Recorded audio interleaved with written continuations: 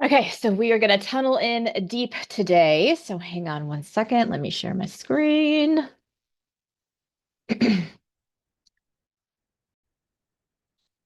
All right, so I know this is like, oh my gosh, you already drew the board. I didn't, I promise. This is just the poem that we're going to hear, and I just made a couple of notes for myself to pick up on the different allusions that we're going to hear. So the poem that we actually hear as an allusion, we only hear the second half. So it actually starts. Actually, no, I take that back. It starts here. But I wanted to like highlight some different contextual things for it as well. Okay, so let's go ahead.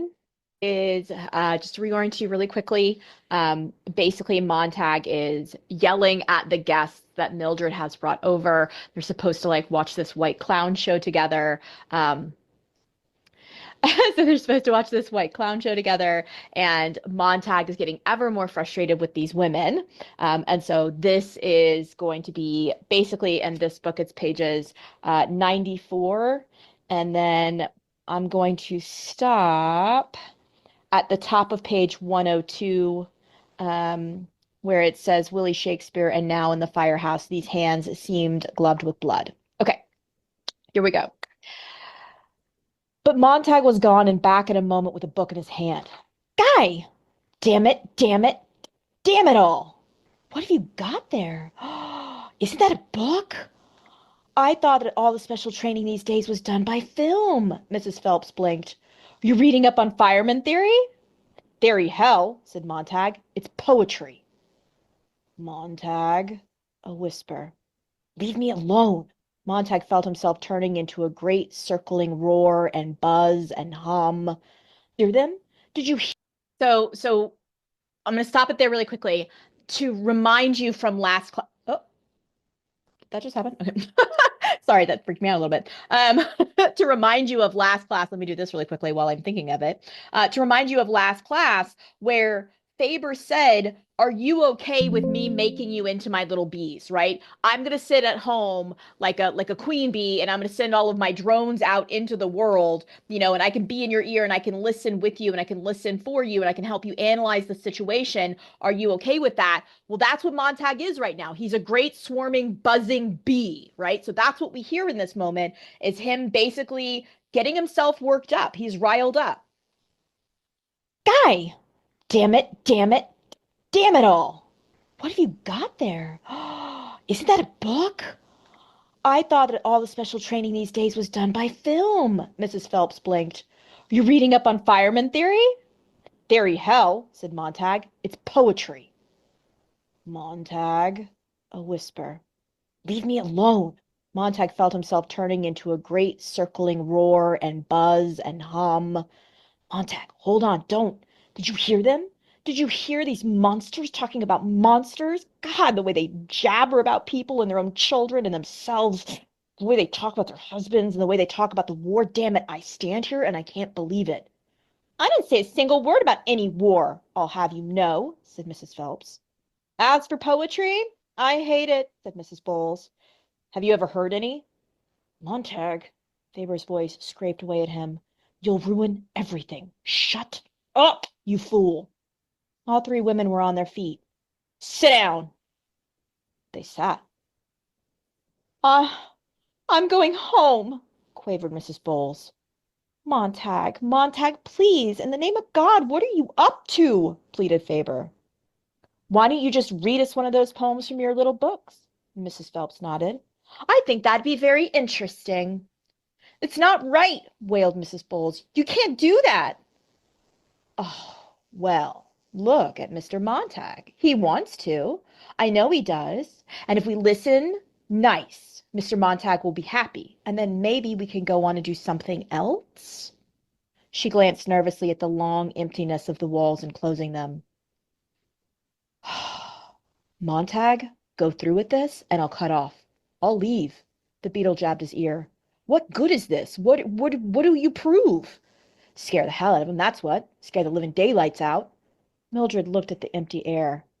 Uh, now, Guy, just who are you talking to? A silver needle pierced his brain. Montag, listen. Only one way out. Play it as a joke. Cover it up. Pretend you aren't mad at all. Then walk to the wall incinerator and throw the book in. Mildred had already anticipated this in a quavery voice. Ladies, once a year, every fireman's allowed to bring one book from home, from the old days, to show his family how silly it all was. Oh, how nervous that sort of thing can make you. It's how crazy. So, Guy's surprise tonight is to read you one sample to show you how mixed up things were. So, none of us will ever have to bother our little heads about that junk again. Isn't that right, darling? He crushed the book in his fists. Say yes. His mouth moved like Faber's. Yes. Mildred snatched the book with a laugh. Here, read this one. No, no, no, I take that back. Here's the funny one you read out loud today. Ladies, you won't understand a word. It goes umpty tumpty ump. Go ahead, Guy. That page, dear. He looked at the open page. A fly stirred its wings softly in his ear. Rude. What's the title, dear? Dover Beach. His mouth was numb. Now read it in a nice, clear voice and go slow. The room was blazing hot. He was all fire. He was all coldness. They sat in the middle of the empty desert with three chairs and him standing, swaying, and him waiting for Mrs. Phelps to stop straightening her dress hem and Mrs. Bowles to take her fingers away from her hair. Then he began to read in a low, stumbling voice that grew firmer as he progressed from one line to line, and his voice went out across the desert, into the whiteness, and around the three sitting women there in the great hot emptiness. The sea of faith was once too at the full and round earth's shore, lay like folds of bright girdle furled. But now I only hear its melancholy, long, withdrawing roar, retreating to the breath of the night wind down the vast edges drear and naked shingles of the world. The chairs creaked under the three women. Montag finished it out. Oh, love, let us be true to one another, for the world which seems to lie before us like a land of dreams so various, so beautiful, so new, hath really neither joy nor love, nor light, nor certitude, nor peace, nor help for pain, and we are here as on a darkling plain, swept with confused alarms of struggle and flight, where ignorant armies clash by night. Mrs. Phelps was crying. The others in the middle of the desert watched her crying and grow very loud as her face squeezed itself out of shape. And they sat, not touching her, bewildered with her display. She sobbed uncontrollably. Montag himself was stunned and shaken. Shh, shh, said Mildred. Oh, you're all right, Clara. Oh, now, Clara, snap out of it. Clara, what's wrong? I, I, sobbed Mrs. Phelps. I don't know. I don't know. I don't know. Oh. Mrs. Bowles stood up and glared at Montag. You see? I knew it. That's what I wanted to prove. I knew it would happen. I've always said poetry and tears, poetry and suicide and crying and awful feelings, poetry and sickness and all that mush. And now you've had it proved to me. You're nasty, Mr. Montag. You're nasty. Faber said, now. Montag felt himself turn and walk to the wall slot and drop the book in through the brass notch to the waiting flames. Silly words, silly, awful, hurting words, said Mrs. Bowles. Why? Why do people want to hurt people? Not enough hurt in the world? You got to tease people with stuff like that? Clara, no. Oh, Clara, begged Mildred, pulling her arm. Come on. Oh, let's be cheery. You turn the family on. Go ahead, let's laugh and be happy. Oh, stop crying. We'll have a party. No, said Mrs. Bowles. I'm trotting right straight home. You want to visit my house and my family? Well and good, but I won't come in this fireman's crazy house again in my lifetime. Go home. Montag fixed his eyes upon her quietly. Go home. And think of your first husband divorced, and your second husband killed in a jet, And your third husband blowing his brains out. Go home. Think of the dozen abortions you've had. Go home and think of all that you and your damn cesarean sections too, and your children who hate your guts. Go home. Think about how it all happened. And what did you ever do to stop it? Go home. Go home, he yelled, before I knock you down and kick you out the door. Door slammed, and the house was empty, and Montag stood alone in the winter weather, with the parlor walls, with the walls the color of dirty snow, and the bathroom water ran. He heard Mildred shake the sleeping tablets into her hand. Oh, fool. Montag, fool. God, you silly fool. Shut up. He pulled the green bullet from his ear and jammed it into his pocket. It sizzled faintly. Fool, fool.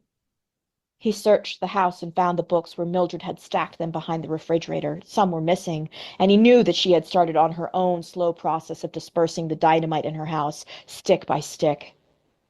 But he wasn't angry now, only exhausted and bewildered with himself. He carried the books into the backyard and hid them in the bushes near the alley fence.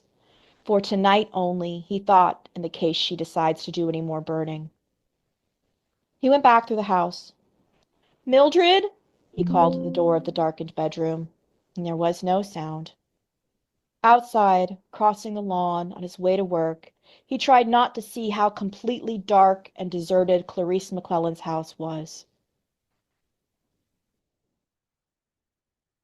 On the way downtown, he was so completely alone with his terrible error, he felt the necessity for strange warmness and goodness that came from a familiar and gentle voice speaking in the night. Already in a few short hours it seemed that he had known Faber for a lifetime, and now he knew that he was two people, that he was, above all, Montag, who knew nothing, who did not even know himself, a fool, but only suspected it. And he knew that he was also the old man who talked to him, and talked to him as the train was sucked from one end of the night city to the other on one long, sickening gasp of motion. In the days to follow, and in the nights where there was no moon, and in the nights when there was a very bright moon shining on the earth, the old man would go on with his talking, and this talking, and drop by drop, stone by stone, flake by flake, his mind would well over, at last, and he would not be Montag any more. This old man told him, assured him, promised him. He would be Montag plus Faber, fire plus water. And then one day, after everything had mixed and simmered and worked away in the silence, there would be neither fire nor water, but wine. Out of two separate and opposite things, a third. And one day he would look back upon the fool, and know the fool. And even now he could feel the start of that long journey, the leave-taking, the going away from the self he had been. It was good listening to the beetle hum, the sleepy mosquito buzz, and the delicate filigree murmur of the old man's voice at first scolding him and then consoling him in the late hour of the night as he emerged from the steaming subway towards the firehouse world. Pity, Montag, pity. Oh, don't haggle or nag them. You were so recently of them. They're so confident that they'll run on forever, but they won't run on. They don't know that this is all one huge big blazing meteor that makes a pretty fire in space, but that someday it'll have to hit. And they only see the blaze, and the pretty fire, as you saw it. Montag, old men who stay at home afraid, tending their peanut brittle bones, have no right to criticize, yet you almost killed things at the start. Watch it. I'm with you, remember that. I understand how it happened. I must admit that your blind raging invigorated me. How young I felt. But now I want you to feel old, okay? I want a little of my cowardice to be stilled in you tonight. The next few hours, when you see Captain Beatty, tiptoe around him. Let me hear him for you. Let me feel the situation out. Survival, Montag, is our ticket. Forget those poor, silly women. I made them unhappier than they have been in years, I think, said Montag. It shocked me to see Mrs. Phelps cry. Maybe they're right. Maybe it's best not to face things, to run, to have fun. I don't know. I feel really guilty. No, no, no, no, you mustn't. If there were no war, if there were peace in the world, I'd say fine, have fun. But Montag, you mustn't go back to being just a fireman. All isn't well with the world. Montag perspired. Montag, are you listening? My feet, said Montag. I can't move them. I feel I feel so damn silly. My feet won't move. Listen, listen. Easy now, said the old man gently. I know, I know. You're afraid of making mistakes. Don't be. Mistakes can be profited by. Man, when I was younger, I shoved my ignorance in people's faces. They beat me with sticks. And by the time I was 40, my blunt instrument had been honed to a fine cutting point for me. If you hide your ignorance, no one will hit you, and you'll never learn. Now, pick up your feet into the firehouse with you. We're twins. We're not alone anymore. We're not separated out in different parlors with no contact between. If you need help when Beatty pries at you, I'll be sitting right here in your ear, making noises. Montag felt his right foot and then his left foot move. Old man, he said, stay with me. The mechanical hound was gone. Its kennel was empty, and the firehouse stood all about in plaster silence. And the orange salamander slept with its kerosene in its belly, and the fire throwers crossed upon its flanks. And Montag came in through the silence and touched the brass pole and slid up in the dark air, looking back at the deserted kennel, his heart beating, pausing, beating. Faber was a gray moth, asleep in his ear for the moment. Beatty stood near the drop hole waiting, but with his back turned, as if he were not waiting. Well, he said to the men playing cards, here comes a very strange beast, which in all tongues is called a fool. He put his hand to one side, palm up for a gift. Montag put the book in it. Without even glancing at the title, Beatty tossed the book into the trash basket and lit a cigarette. Who are a little wise, the best fools be. Welcome back, Montag. I hope you'll be staying with us now that your fever is done and your sickness is over. Sit in for a hand of poker? They sat, and the cards were dealt. In Beatty's sight, Montag felt the guilt of his hands. His fingers were like ferrets that had done some evil and now never rested, always stirred, and picked and hid in pockets moving from under Beatty's alcohol-flamed stare. If Beatty so much as breathed on them, Montag felt that his hands might wither, turn over on their sides, and never be shocked to life again. They would be buried the rest of his life to his coat sleeves, forgotten. For these were the hands that had acted on their own, no part of him. Here was where the conscience first manifested itself to snatch books, dart off with Job and Ruth and Willie Shakespeare. And now, in the firehouse, these hands seemed gloved with blood. Okay, so I'm going to stop there. Okay. So I did not want to stop the motion of this particular scene because it's two scenes really. They're so interesting, right? So the first thing that we're going to do is we are going to save this so that I don't lose it again. Okay, so the first thing that we're going to do is we're going to take a look at Dover Beach. And I wanted to give you the entire context of Dover Beach because this is one of those ones that you can really dive deeply into. But I wanted to give you just a quick little reminder that the second half of this is what Montag says, and that will be important in a minute. But the way that I think that it's best for us to understand it is actually to listen to a professor of English explain it because she explains it far better than I can. Okay, so let me fast forward this a little bit. So she gets into Dover Beach, and we're going to stop it. But I think the context surrounding Dover Beach, as well as the beginning part of the poem analysis, is also important. So I'm going to keep kind of stopping this and like explaining how it relates to Fahrenheit 451, specifically this scene of Fahrenheit 451.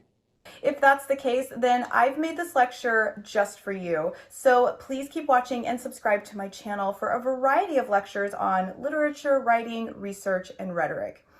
I am Dr. Whitney Costers, Professor of English, and I know poetry is a genre that many people find especially challenging. So let's quickly just summarize what's going on in Dover Beach before we dive into an analysis of it. This poem is a dramatic monologue, meaning that one person speaks to a silent listener. And in Dover Beach, the silent listener is the speaker's lover, who joins him at a window to overlook the waters of the English Channel. As the speaker watches and listens to the ever-changing movement of the water, the lights, the pebbles, and the tide, he expresses a growing disillusionment, uncertainty, and an existential despair over the increasing loss of faith in the modern world. Okay, so this is that whole Heraclitus stream, right? When we learn new things, it means that we have to forget the old. And it means that there is, that you can never step into the same stream twice because it's a different you, it's a different stream, it's all of those different things, right? But if you're talking about the idea of faith, whether that's faith in religion, faith in yourself, faith in what, truths may exist, faith in art, whatever faith that you hold, if it feels as though it's constantly changing, then it's very difficult to find stability in which to tack faith onto, right? So this is where this poem gets extremely interesting, again, especially in the context of the scene. What is the faith that we know that is happening in the scene right now? Montag is putting a newfound faith into the idea that maybe they could do something to affect the society to keep it from blowing itself up. That's faith number one. And then faith number two is what Mrs. Phelps and Mrs. Bowles and Mildred and their faith in entertainment and not thinking and ignorance is bliss and all of those. So two different forms of faith. But at the same time, he begs his lover to remain true to him in the midst of such uncertainty, thus suggesting that there is still a glimmer of hope since life, like the ebb and flow of the tide, is in a constant state of movement. Now, I do think that you need some context to fully appreciate and understand this poem. After all, it can seem rather dramatic when you read lines like, "Listen, you hear the grating roar of pebbles which the waves draw back and fling and bring the eternal note of sadness in." Throughout the poem, the speaker's mood shifts from hopeful to disillusioned to anguished. And even though the speaker is not Arnold himself, it seems that he is meant to express the existential crisis that Arnold experienced living in the 19th century. So, what you need to know is that Matthew Arnold lived in the Victorian period, also known as the Age of Transition. It was called this because everything was changing at an unprecedented rapid pace like never before. The Industrial Revolution, the rise in materialism, the publication of Darwin's The Origin of Species, and breakthroughs in science like the discovery of dinosaur bones and geological proof that the Earth was older than biblically stated left people overwhelmed with doubt and confusion. People's once steadfast faith in their religious beliefs were now shaken to the core. In addition, these disruptions of modern society compromised Arnold's belief in the artistic ideals of his predecessors, the Romantics, writers like Byron, Shelley, Wordsworth, Keats, and Coleridge, whose poetry was driven by a strong belief in a higher divinity and emphasizing truth, beauty, and nature, which were explored through the imagination and emotion. Okay, so we talked about this a little bit before. The idea of the romantics, especially viewed the ocean as being kind of like the great unconscious, right? The great coming together, like sing in me, oh muse, right? So when artists are tapping into that part of themselves that is like the greater understanding of what life is and philosophy and all of those things, that's kind of the great unconsciousness. And so the romantics truly believed, especially transcendentalists, truly believed that the ocean was a symbol for that. So this is Dover Beach, and in this particular poem, you could say that, the speaker is exploring the idea of love and whether or not there is anything worth trying to be in love in a time period in which basically faith is falling away. And like, what's the point of loving someone if like we feel like God doesn't really exist in the same way that we previously knew God? And like all of our understandings of science are changing. And like, oh my gosh, dinosaurs, what are even like, these poor people are going through this like massive moment of enlightenment, and part of that means that there is a little bit of nihilism. Like, what is it in it for me? Like, I'm a tiny little person living on this giant rock being hurtled through space. Like, what's the point of even loving if we're all gonna die? And like, eventually that's what existentialism is. It's essentially like everyone will die, and like, what's the point of all of this? And so that could be the speaker's point, is like, what's the point of loving each other if that's what is going to happen anyway? But you could also, and this is where I like to get it because it's like really crunchy, you could also extend it to the idea of what Arnold is going through in relationship to poetry itself. If his predecessors argued that poetry was supposed to be a way that you could understand gigantic philosophical constructs like, faith and love and, life and all of those things through the art of poetry, then now that we know that some of those things may not be real, what's the point of poetry? What's the point of art?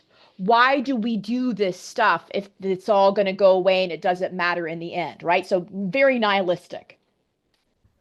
With all the changes thrust upon the Victorians, Arnold, while inspired by the Romantics' ideals, felt prevented from embodying the divine inspiration of the poet because the Victorian age, to him at least, was an unlikely source of poetic material, as it was an age wanting in moral grandeur, an age of spiritual discomfort. And this left Arnold incredibly distraught, because what then is the purpose of poetry? So if you read Arnold's repertoire, you'll notice that, like Dover Beach, much of his work expresses doubt and alienation, a dislike for materialist society, a disenchantment of modernity, and his inability to find his place in the modern world. So now that you have some context, let's look at the poem itself. The setting of Dover Beach is incredibly important to the overall effect and meaning of the poem. We know from the title that the speaker is in Dover, a town on the English Channel and the closest English port to the European mainland, which is why the speaker can see the French coastline in the distance. And it's nighttime, a time of darkness and uncertainty, a time when we are unable to see clearly and may feel more alienated or isolated from the world. And you'll notice that there are a lot of dualities and contrasts throughout the poem that are generated by the setting itself and often are meant to reflect the spirit of the speaker. I want you to notice how so much of this poem is transitory, in motion, in order, I think, to metaphorically reflect the transitory times in which Arnold lived and to remind the speaker that reality is illusory or just a delusion. For instance, the poem opens calmly and peacefully, and there's a sense of real hope in the speaker. He says to his companion, "Come to the window, sweet is the night air." But this quickly changes when the speaker's reality is altered, when no longer just looking but listening to, he says, "Listen, you hear the grating roar of pebbles which the waves draw back and fling." Suddenly, that peaceful, calm feeling that the poem began with is replaced by the grating roar of pebbles being flung, and the feeling of hope is replaced with the eternal note of sadness. Similarly, the gleam of the French lights that the speaker can see across the water suddenly disappear and stand in stark contrast to the white cliffs. And the waves begin and cease and then begin again. Nothing is stable, not even time. For instance, whereas the first stanza takes place in the present day, the second stanza takes us to ancient Greece, where the speaker imagines how Sophocles, like himself, stood before the sea and watched the turbid ebb and flow of human misery. So Montag is encountering at this time period when he's going through all of this stuff with Faber, he is encountering the fact that, he's he is witnessing through these authors, through listening to Shakespeare and listening to, the Bible, and, listening to Whitman and all of these authors that he's listening to and reading about in these books. He too is kind of embodying all of those people that came before him that found out about this, right? That understood this. Okay. So it is also through books that we also are able to transcend time, right? We can also be Sophocles on the Aegean Sea, and Montag is doing that as well. Sophocles connects sadness to human tragedy, I think, and may help to explain just why we so desperately need the faith that is retreating. The instability of everything comes to a climax when the speaker metaphorically compares the water to faith, calling it the sea of faith. This sea of faith once lay like the folds of a bright girdle furled, but now it can only be heard withdrawing and retreating.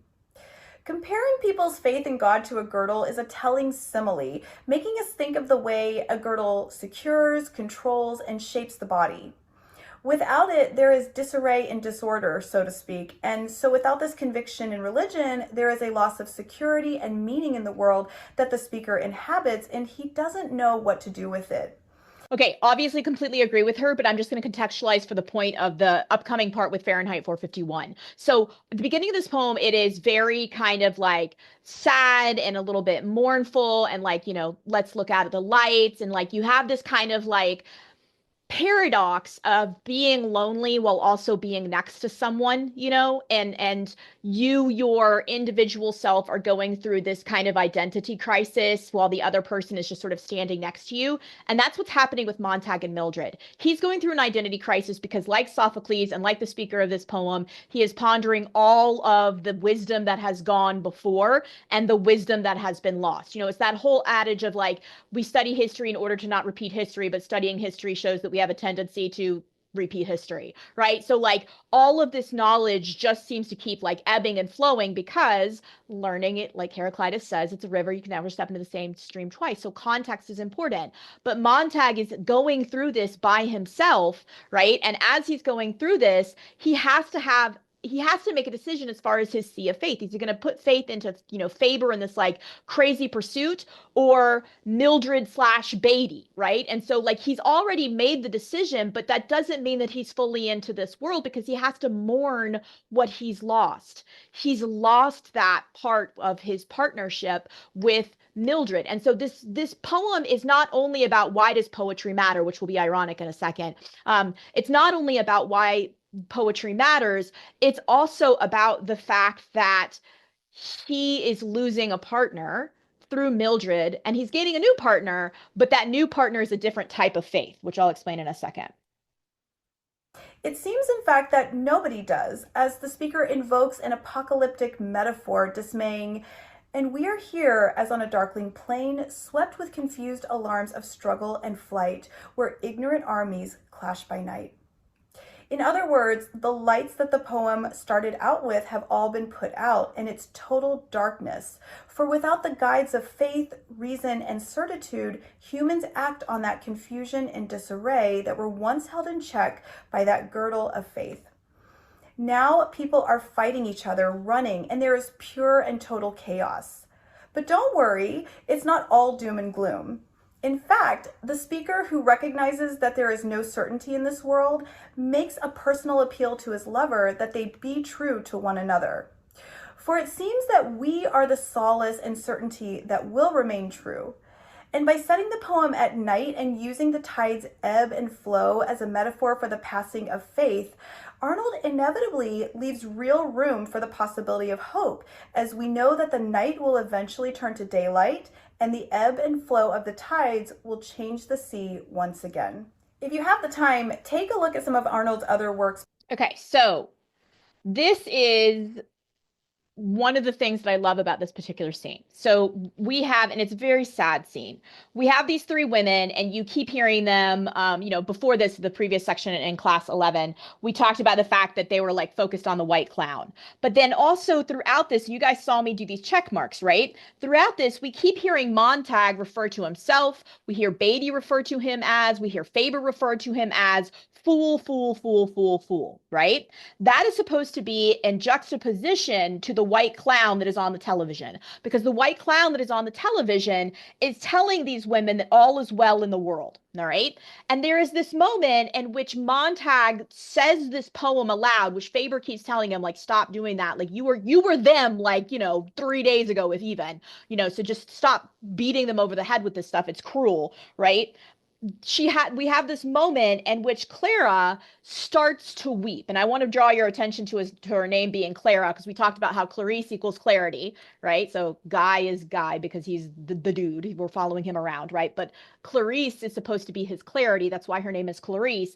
And Clara is a shortened version of clarity. So she's the only one of the three that is emotionally, affected by this poem, right? And in this moment, we see her breaking down and freaking out. And Mrs. Bowles is like, I told you that what's the point of poetry? Poetry leads to tears. Poetry leads to sadness. Poetry leads to suicide, right? And Montag is like this bee, right? We talked about him being the bee. He is this bee that is buzzing with all of this truth, and he can't stop himself from doing it. Okay. Now, it could be that we take away from this moment that he's just kind of being cruel for cruelty's sake, but I'm going to defend Montag for a second here, because I think that we need to examine the fact that he's doing this at all proves that he has a small amount of optimism. Hope is the thing with feathers that perches in the soul. So he has a small amount of optimism that maybe something that he says might trigger them enough to have them respond. He doesn't know if it's possible, but he's got to say it. He's got to try something. It's like a desperate man, clinging to this moment, of like, maybe this will get through to one of them. Like maybe Clara will take something away from this. And he says it in a very cruel way. He says, go home and think about your dead, your dead husbands and your divorced husbands and your children who hate you. Think about all of those things. And like the language is supposed to be harsh and jarring because Montag is a fool right now, and fools make mistakes. And Faber tells him that. That's what you do when you are learning to be Faber plus Montag, is you make mistakes and you learn. And then once you hone yourself, and Faber talks about how, he honed himself as a weapon, and how when he was first, going through all this stuff, he, blazes ignorance at people all the time, right? But when you start to learn to do this, you become something better. You become wine, which I'm pretty sure that's a reference to like the idea of Christ and the giving and the receiving of wine and all of those things. I'm going to say that's a biblical allusion, but it's the only thing that I can kind of pull out of for that one. But I wanted to go back really quickly and take a look at this one stanza about the idea of hope, right? So what basically the speaker in Dover Beach says, and then I would also argue that Arnold by extension maybe felt by the time he finished this poem, is that it doesn't matter that the world will constantly change and forget and blow up and explode, that it doesn't matter that people will constantly be cruel and that they will, have darkling plains, and people will be swept with alarms of struggle and flight, and people will make ignorant armies that clash by night. None of that matters.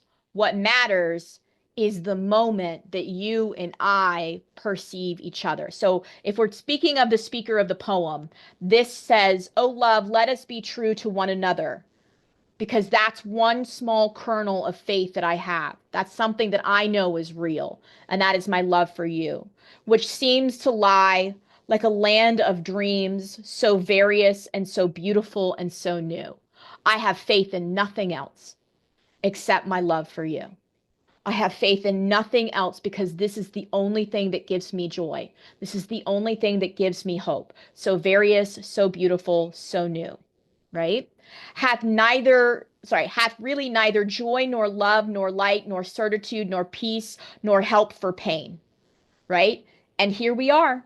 as on a darkening plane. There's no need to name the thing that we have, because the minute that we name it, it becomes something that is like it's penning the butterfly, right? Of language, penning the butterfly of language. And the minute that we pen the butterflies of language as either joy or fear, is we pin the butterfly of language as either hate or compassion, then we create that binary opposition, which we talked about before, right? Derrida's philosophical card trick, right? The minute that we do that, then we are admitting to ourselves that certitude is something that is fragile. And that's one of the things that I keep trying to emphasize over and over again is it's not the books, it's the ideas in the books. That's why Faber is a gray moth. He's both black and white together. That's why there are paradoxes and juxtapositions throughout this particular novel. This is a Derridian novel. Like, this is a novel in which language is supposed to play. It's supposed to play back and forth with meaning. So the speaker here is saying the only thing that I can say for certain is that I can say that I feel that like I love in this moment. Let us be true to one another. Let us make that decision. We are making the decision to be the fool. That's what we are deciding to do. Arnold, in a time in which poetry seems to have no point, is making poetry because that's what feels good to him. That is the love that he chooses to have faith in. It's his love for poetry. So when Mrs. Bowles and Mrs. Phelps and Mildred all start to decry what is the point of poetry, how silly these things are, how it goes umpty dumpty tump, right? How it makes people feel sad and suicidal and there's no point and I'm not going to stay here and listen to this. Arnold basically says you've got a choice. You've got a choice to make. What are you going to put your faith into? Are you going to put your faith into one type of white clown? Or are you going to put yourself, or you're going to put your faith into a different type of clown, a fool, if you will? All right. And this is where it gets beautiful. So the second scene, this is why I wanted to make sure to include the second scene in here. Beatty says something very important to Montag. He calls him a fool again. So another little check mark here, right? He calls him a fool again, and he says, "Here comes a very strange beast which in all tongues is called a fool." Now, you could go down a rabbit hole with the play as you like it and how this specific character might in some way, shape, or form kind of represent Montag. Maybe it represents Ray Bradbury. But I want to instead kind of pull the microscope out a little bit. Let's pull our preview, our purview out a little bit, our perspective out a little bit, and talk about Shakespearean fools in general. And I think that the Shakespearean fool is maybe it's not. I don't hang out enough Shakespearean cafes apparently, but I would say that one of the most underwritten misunderstood characters is the Shakespearean fool, because the Shakespearean fool is the observer. They have the ability in the king's court or the queen's court to walk around and point out things that are obvious and stupid. And sometimes the king or the queen is obvious and stupid. They have freedom. They have a type of freedom that pretty much no one else in the court had. They are able to say, wow, the king is so dumb, and kind of make fun of it, right? Or wow, that war didn't go well, and kind of make fun of it. And it's the fool. And the king would be seen as weak if he didn't laugh. And the queen would be seen as petty if she didn't acknowledge the truth, right? And so the fool is kind of this mirror that was allowed to exist during these time periods to hold up to those in power. Hey, look. But the fool is also an artist. The fool is a writer. The fool is someone who creates, plays or scenarios or whatever it is. And I think Shakespeare might have thought of himself as a bit of a fool, as a bit of someone who was able to take what is blatant truth and hold it up to the court, to the Elizabethan court or to all of society and say, this is ridiculous. Look at how funny this is. And people would laugh at it. And then maybe they would be able to take a little bit home with them, right?